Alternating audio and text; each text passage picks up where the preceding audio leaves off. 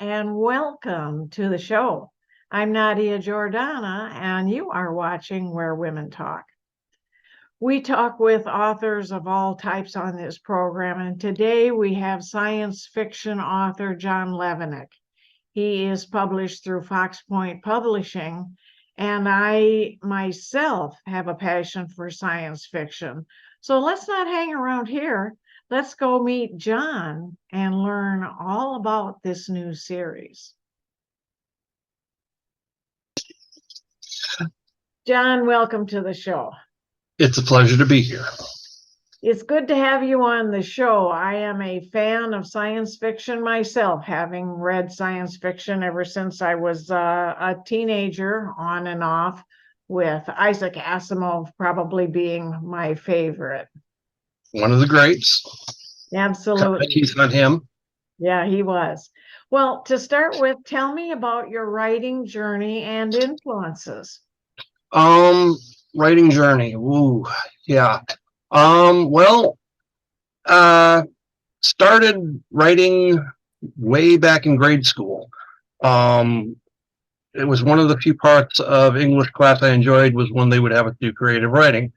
And because, well, I watched a lot of science fiction growing up, back in the 70s, what was on TV, we had Star Trek, we had Space 1999, we had, what else was there? There was reruns of Thunderbirds, things like that. Galactica, was that on? Yeah, that was on then too in the first run, yeah.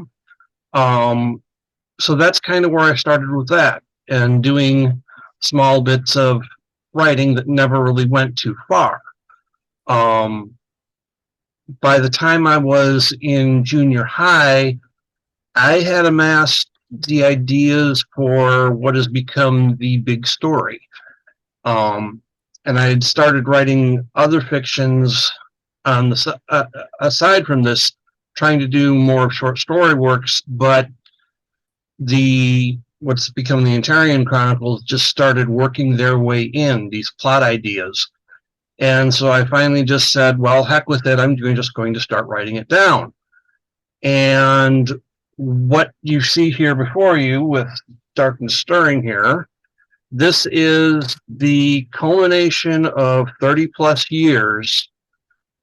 And this is the first book in Through the Shattered Glass, which is the first arc of the Antarian Chronicles. And the original first chapter of this was typed out on a Commodore 64 with a word processor program that I don't even remember the name of. So that's how old this thing actually is. And I forget how many iterations it's been through, but this has been a long and winding journey. Absolutely. Well, I'm interested in your backdrop because I believe it must have something to do with your books. Oh, yes, of course. We have, I've always loved the ladies of science fiction and fantasy. So we have, of course, we've got American McGee's Alice there. We've got The Indomitable Tank Girl, two of my favorite things. And then, of course, we have over here what we at the Antarian Embassy over here have confiscated from various rogue agencies trying to smuggle weapons onto Earth here. We've collected a squirrel gun from somebody known as Rick Sanchez. We have various phasers that were confiscated from people who had stolen them from an entity known as Starfleet. We have laser weapons that were stolen, that were brought here illegally by a race calling themselves only the Visitors. We have various Time Lord sonic devices and other notables that we've just managed to impound over the years. And Jolly Roger over there, does he have to do with your books, or is he just a friend? Oh, he's just a friend. Well, he actually belongs to the Last Armored Division, but that's another story entirely. Okay. And not necessarily mine to tell. All right, that's fascinating. I'm wondering how you came across Fox Point Publishing. Um, that's an interesting story in and of itself. I was searching for a publisher, and I had reached out to several agencies, and um, over the course of several years, and I'd not gotten any favorable responses. And I just put out a call on Facebook.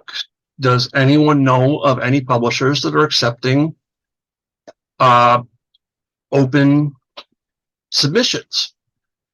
And my cousin Alan actually said, well, yeah, I have a friend who might be interested. She runs her own publishing company, but I'm not sure she'd be interested because it's what you write is not her normal fare. But I'll get you her stuff to get in contact with her.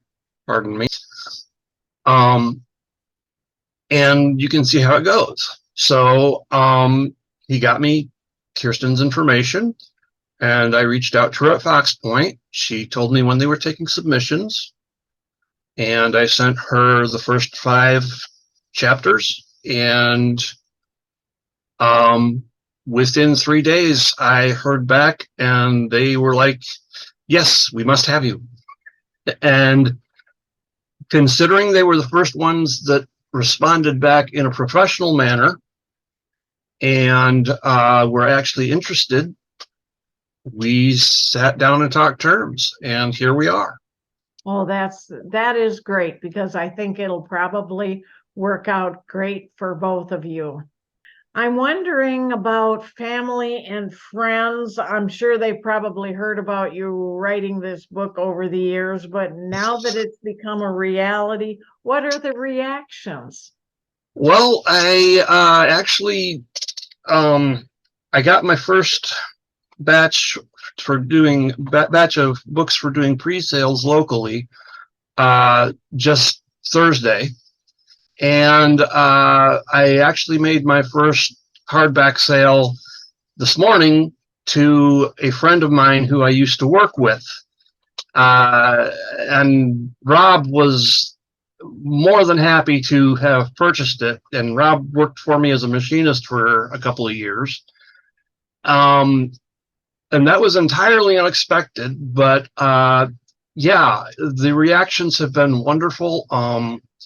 I have a friend out in Pennsylvania, Tracy. She has been absolutely wonderful because she's been, long before Fox Point was involved, she was one of my prime sources of feedback and sounding boards for ideas.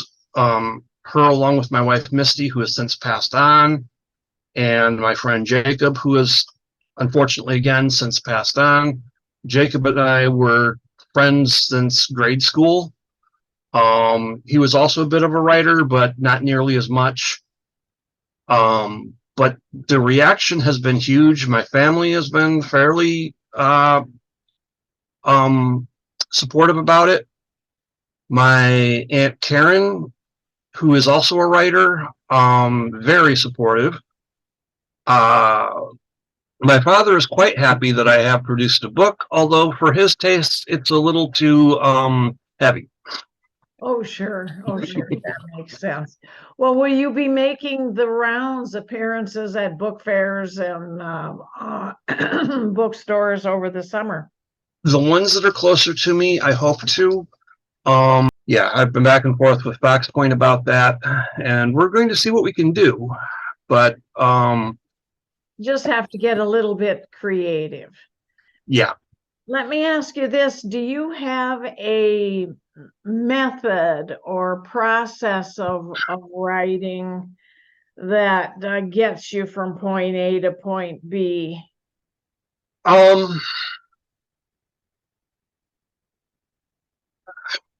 I guess the bigger the bigger part of this question is 3 books, 4 books in a series like you've got here. To me, that's such a big project. How do you manage that? you have in your mind scenes that you want to do.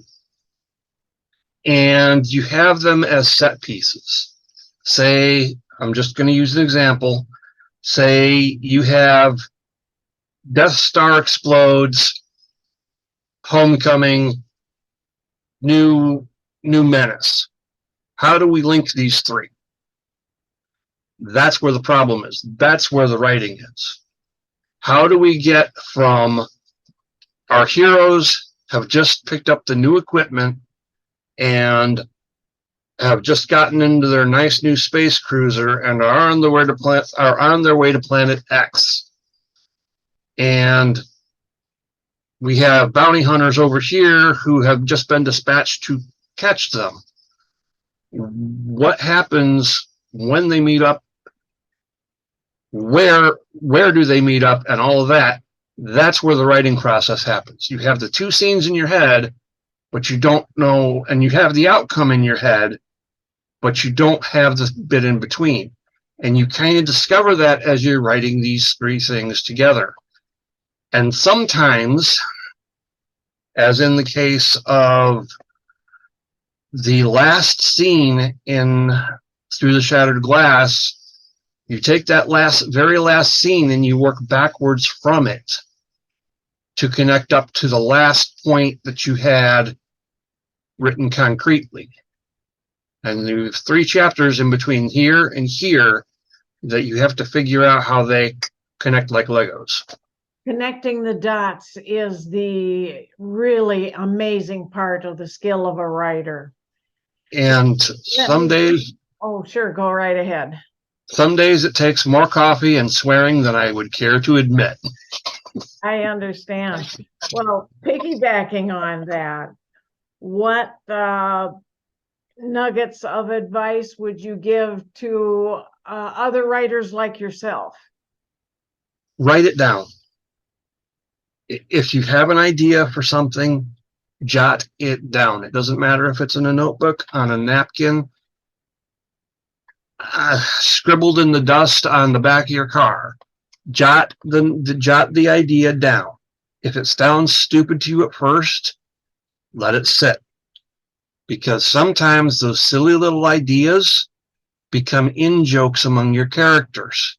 And then they become in-jokes among your fans. Or that silly little idea actually grows into something like, oh,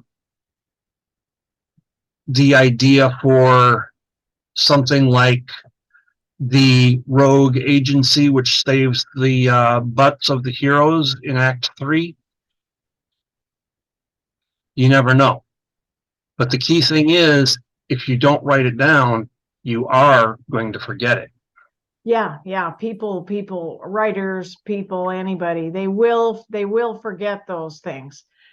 I'm also wondering, is there something that I haven't asked that I wouldn't have thought to ask that you'd love the audience to know about you and your books?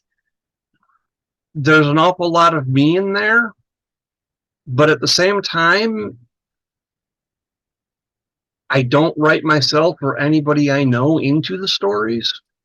So if you're reading the book or any of the books and you think, hey, this sounds like me, congratulations, you know yourself very well. But no, even if you're a close friend of mine, I didn't single you out. Yeah. The last time I did that was in 6th grade, and we had to pick a classmate and put them into a piece of fictional writing, and I hated every minute of it. That's good advice to other writers. Mm-hmm. Yeah. If you're going to insert yourself into a story, make it a short one and don't publish it. There you go.